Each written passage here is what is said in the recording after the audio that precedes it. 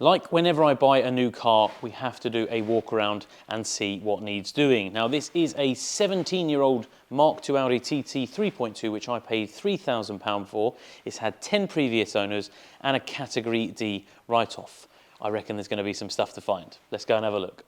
Did I forget to mention it's also had a colour change? This car started out as a black car. So there is bound to be some issues with this car and some foibles. It is a 17-year-old car. 10 owners, which means at least 10 people have had a go at it, if not their mate who's a mechanic and whatnot. Now, this is nothing bad against the previous owner. He told me everything about the car that he knew. He had done quite a lot of work on it himself, so definitely not a dig at him. But this is what people have done to the car over the years. Now, we'll start with the front bumper. It's got a TTS front bumper, and it's had this grille fitted, which usually what they have to do is cut either side. There's like a support, and then they fit this lovely honeycomb RS style grille, which is fine.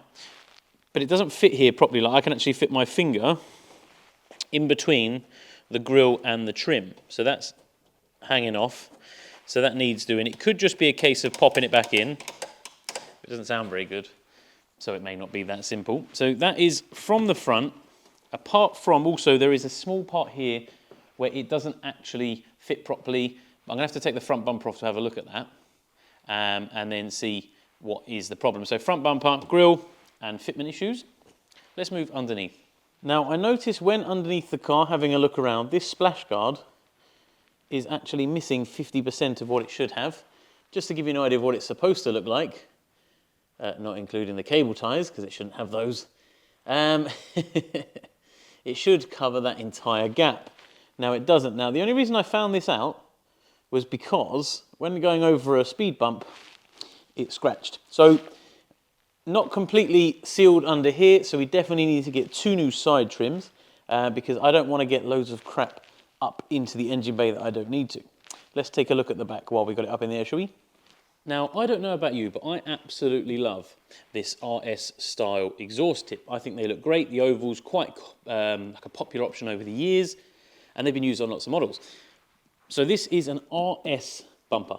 Now this is a 3.2, so it should have had a normal bumper where it would have had 2 really wide single exhausts. I'll stick a picture on the video now. And then when they've changed this, I thought, oh great, it's been adapted to fit the RS. I can already see your brain whirring. Now when we take a look underneath, that was not what I was expecting to see. Now on an RS bumper, I'm only guessing because I've never actually seen one, but I would guess that the exhaust should get a little bit closer to this, because otherwise this is just going to be spraying exhaust fumes all over the back of the bumper, making a right mess and not actually getting it out where it should have.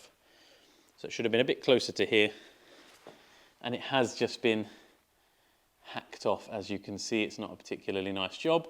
So that is definitely one of the few things that I am going to be dealing with rather quickly, because I do not want exhaust fumes in my cabin, and it's just not a very nice job. But besides that, I'll give you a quick look under the car. It's actually quite nice. It's a little bit rusty looking, but on a Mark II it's far nicer than a Mark I visuals wise. Everything is fairly black still, which is a good start. I am going to underseal this just to make sure it's nice for the future, and if you keep an eye out for the next video, this will no longer be here.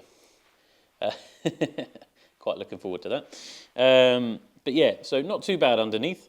Now, from approximately 10 foot away, this looks like a white car. When you get a bit closer, it has had a colour change, and that's evident if you're used to looking for imperfections in bodywork. There is some issues around like mask lines here, for instance. They've obviously masked the back of it, and when they've painted it, it starts to flake around the edges here. The worst part I've seen is here. It almost looks like, I don't know if you can hear that, it's like it's been filled and then only primered. It's sort of like a flat white. And the panel difference in colour, I don't know how well you'll be able to see this on camera, so I do apologise. This was originally a white bonnet. It's been removed from an Abyss white car, and then this is the original respray. So the colours aren't 100%.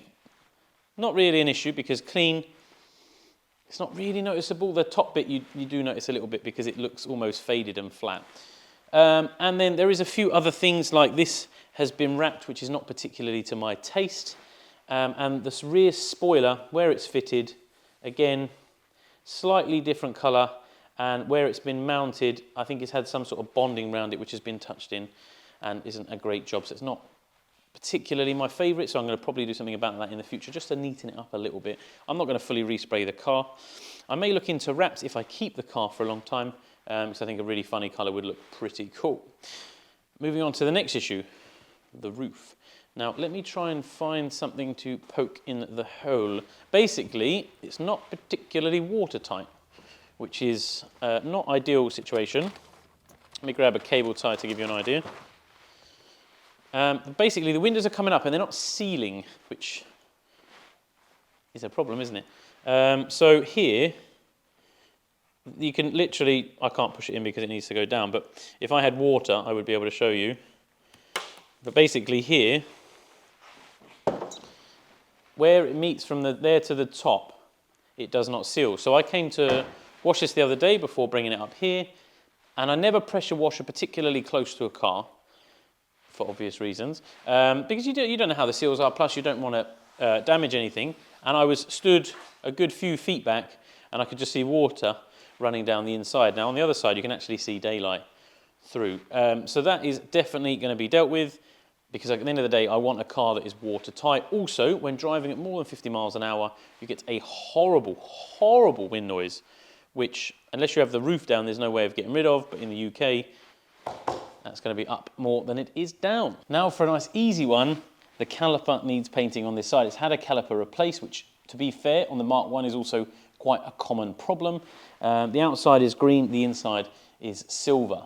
Not a problem, just something to add to the list to get it done for my OCD, because the front one's fully green, that one's half green. Right, moving on to inside the car, actually a very nice place to be.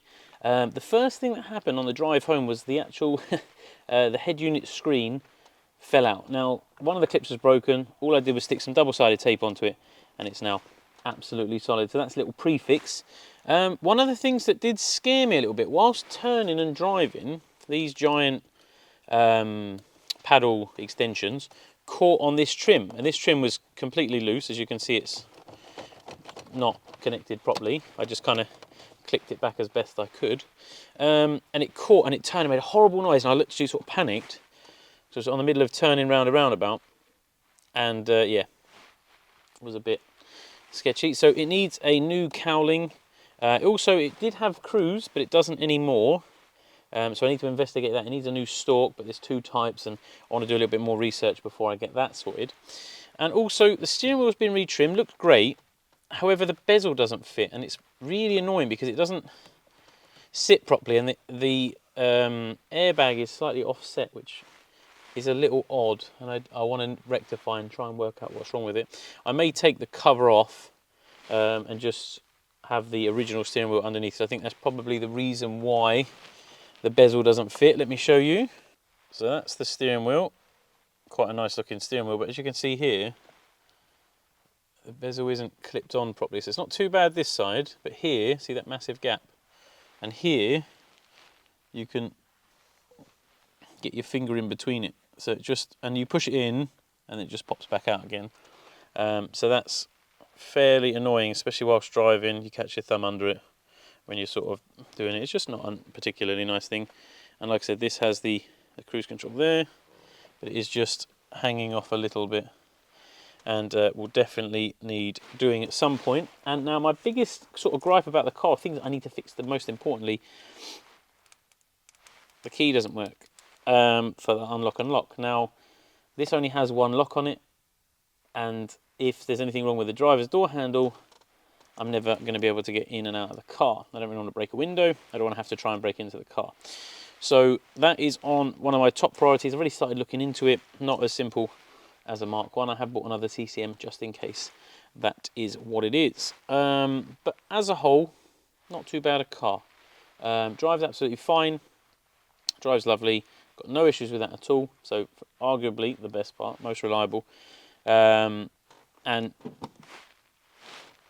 automatic. The gearbox is slightly nicer in this. I may interest in getting a map at a later date, and like I said earlier in the video, I'm also going to be fitting a res delete to give it a little bit more sound, because it needs a little bit more sound. It's slightly different to the drive of the Mark 1, which is interesting because the engine's pretty much the same, very slightly different. But I don't know whether it's matched with a gearbox. It makes it feel a little bit more powerful. So it'd be interesting to see what it's like with that exhaust on, get a bit more noise. But yeah, I hope you enjoyed watching that walk around of this car. I haven't been too critical. Like I said, I bought it knowing what it was. I have no issues against it. That's why it was £3,000, less than what we got here, 92,000 miles. So plenty of life left in the old girl. Just needs a bit of tidying up around the edges. Let me know, after seeing this video, would you have bought this car? I'll catch you on the next one, guys. Bye for now.